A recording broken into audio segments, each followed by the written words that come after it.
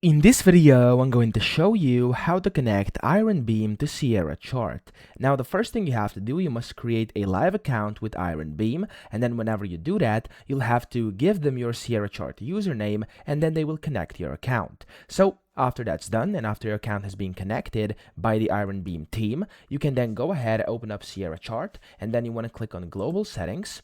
You want to go to Data/Trade Service Settings.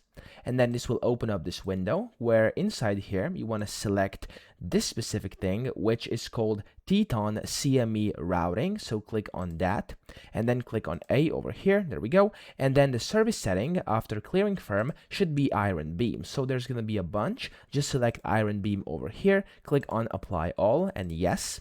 And then here, this is basically going to wait a reconnect. And if you've actually given the IronBeam team your Sierra Chart username and they have actually connected it and you've gotten response from them, then you'll be able to essentially connect and basically start using it inside Sierra Chart over here. So that's how to do it. I hope this video helped you out. If it did, please subscribe to the channel and help me out as well.